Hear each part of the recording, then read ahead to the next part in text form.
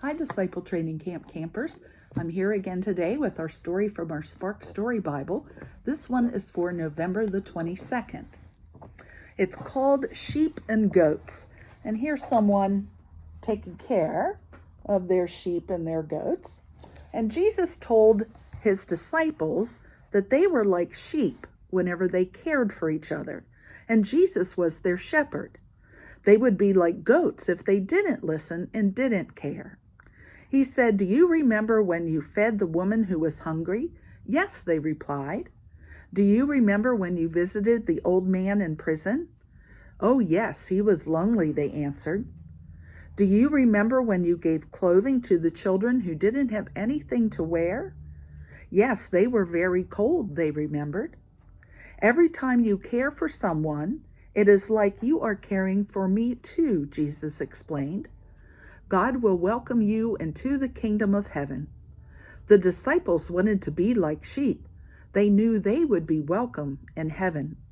And the question here in the end of our story is, how would you feel if you were hungry and someone gave you something to eat? Well, there's ways that you can help those who are hungry right here at St. Matthew. We help people in our community in a new way that has just started. It's called our Caring Cupboard. And that is a large cupboard that's outside the education building where you usually come into Sunday school and to disciple training camp. That one is for any kind of non-perishable food. I know there's cans of soup out there and vegetables, there's pastas, there's cereals, anything that doesn't need to be kept in the refrigerator or that would kind of go bad quickly.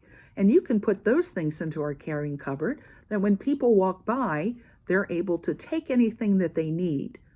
We can also still give food to Ruth's Harvest. Ruth's Harvest is a backpack program.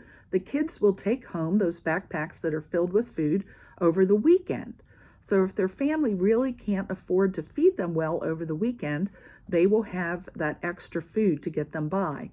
Those things are all single service.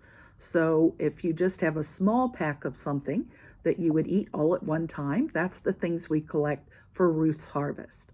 Another thing that we're doing soon here in the season of Advent that will start next Sunday, we'll have our mitten tree back. And even though you're not coming into this building for Disciple Training Camp, you'll be able to leave your mittens and hats and scarves and any other winter wear in a basket that will be over in the gathering place. Or even if you come to the drive-in worship, you can hand it to one of us who are parking cars and we'll be happy to take that for you. And then we'll hang it on our mitten tree here in the office. And this week, I'd like to wish you all, especially a wonderful Thanksgiving. I hope that you do have good food and your family is with you and that you stay safe during this holiday season. And I'll see you next week on the 29th for the first Sunday in Advent story.